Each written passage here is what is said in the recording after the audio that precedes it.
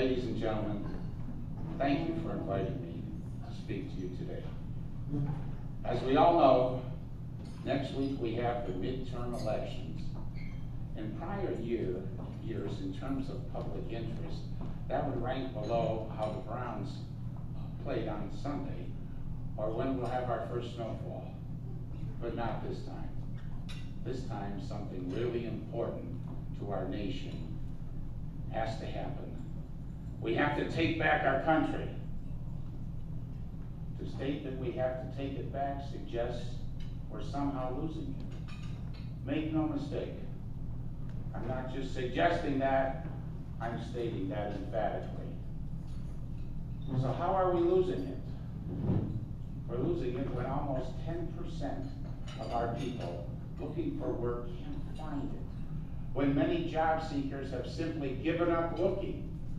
When too many are not in the job they're trained for or working too few hours. When our new college graduates can't start their careers.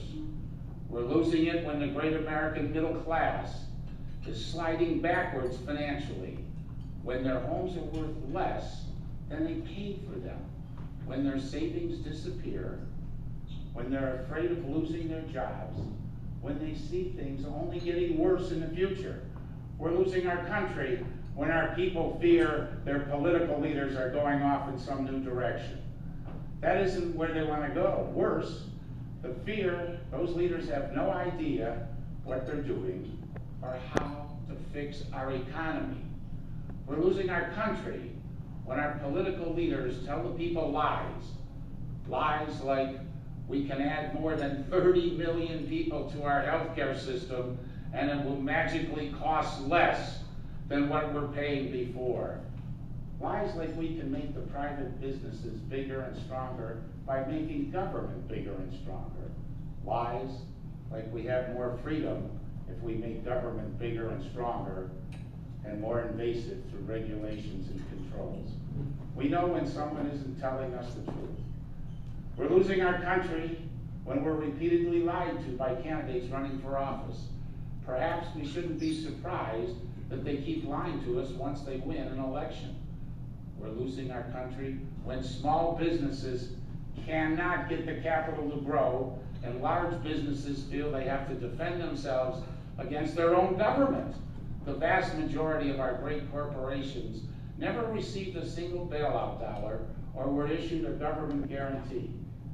Yet they're waiting and watching, afraid to make an investment in America and hire more workers because they don't trust what their government will do next. We're losing our country when our children's education keeps getting worse while the education of children in other countries gets better.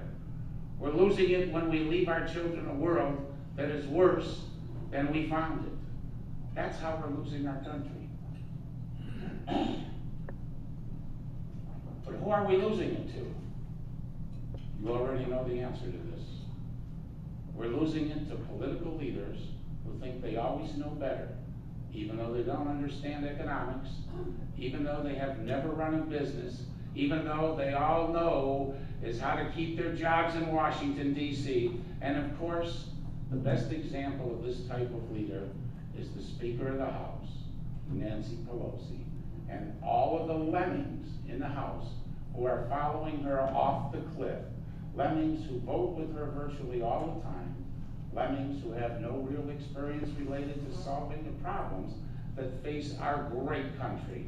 Lemmings like Betty Sutton, who is one more vote in the House of Representatives, taking the U.S. over the cliff.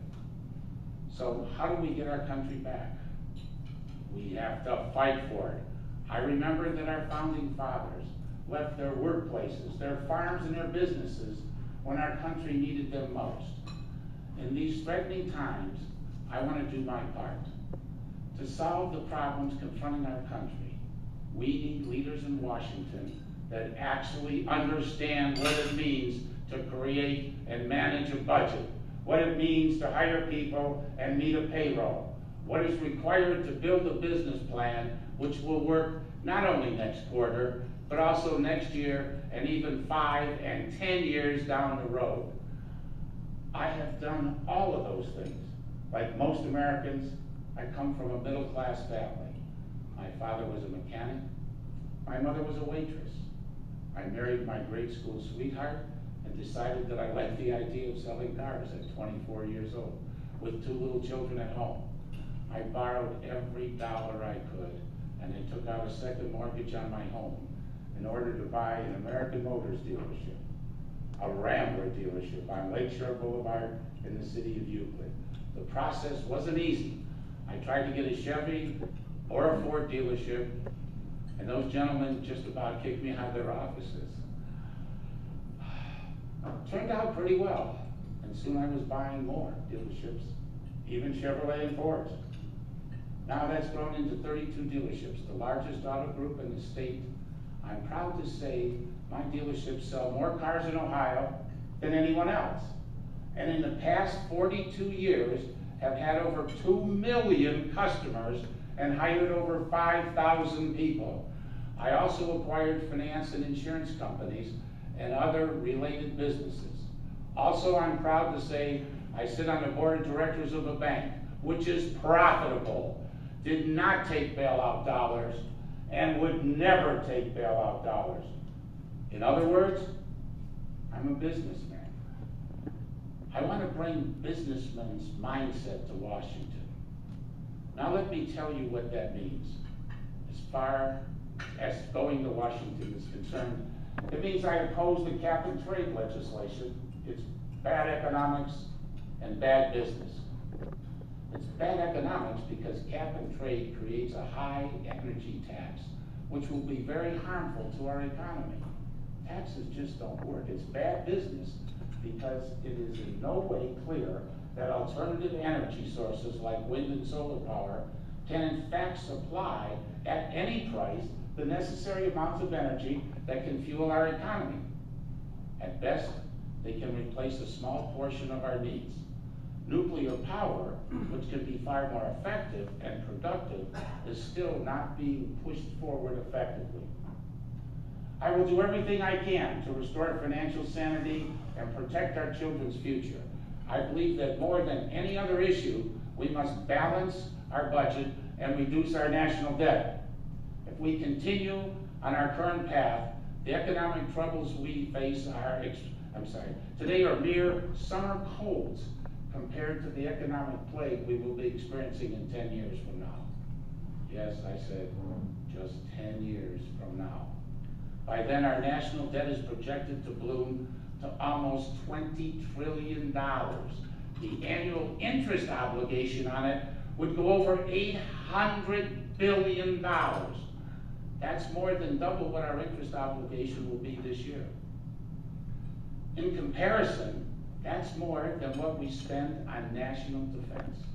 Washington must also be pushed to take the lead on national job creation. We must support creation by small and large businesses alike. We must incentivize our corporations to build their goods here, to develop their technology here, to deliver maintenance and support here, and to provide their customer services here. We've shipped too many good jobs overseas because we did not compete effectively for them. We can't blame businesses for making good financial decisions, but we can act to ensure our young men and women are competitive workers in the global economy with the support of their country behind them. Too often, candidates for public office say one thing while running and another once elected. Often their promises are too vague, accountability is lost. When they get to Washington, they become consumed with re-election. They make promises to special interests that support their campaigns with donations. Instead of their constitution, who voted for them, instead of their constituents who voted for them in the first place. They look at each elected office as a stepping stone to the next one on their career list. Not me. I firmly believe in term limits and will never be a career politician. I'm fed up with career politicians who say one thing and do another. Washington is broken, and we need principled leaders to fix it. Recently, I was complaining to a friend, God bless you, about high taxes and other regulations. And he said something that resonated with me. If you're not willing to do something about it, stop complaining. I've not been involved in politics in any official capacity, but I feel now is the time for me to take a stand and do what I can to get this great country back to work, back to business. You and I may not agree on every issue. When we don't, I'll be happy to listen and give you the respect you deserve.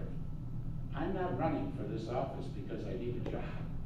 I'm running because I want to make a difference. Isn't it time we had some leaders with guts? This is my plan.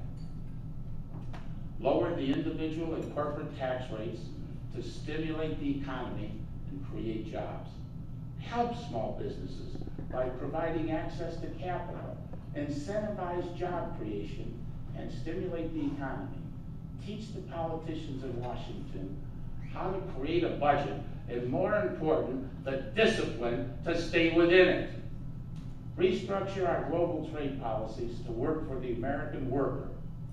Eliminate taxes on Social Security. Control our borders, stop illegal immigration, and say no to amnesty. This is my guarantee without qualification, deviation, excuse, or rationalization. If I'm elected to the United States House of Representatives, I commit to the following. I will support the balanced budget amendment. I will support and vote in favor of deficit reduction. I will support efforts to end illegal immigration and oppose all amnesty for illegals. I will also support measures that will prohibit cities from providing sanctuary for aliens and support policies that will require employers to act within the laws. If they can't find a job, they won't come here. I will oppose any U.S. trade legislation that sends American jobs overseas. I'll support tax policies which lower the tax burden on our families and businesses and incentivize job creation. I will support term limits of no more than 3 terms, 6 years as it relates to the House. As a demonstration of my commitment to this guarantee, I will add this guarantee to my oath of office administered when I enter the House, which I consider to be a solemn vow. Further, should I fail to act in accordance with any of these commitments, I will resign. In conclusion, I want to say something very simple. The election next Tuesday is extremely important. It will set the direction for our country. Control of the House of Representatives is at issue. Every seat will matter. In national elections, it often comes down to what happens in Ohio. Please help me to be one of those key House members who will vote to get our country back to work, back to business. Thank you very much, ladies and gentlemen. I'm open to any questions that you may have. It's certainly been a pleasure to speak to you, and I think you have the questions.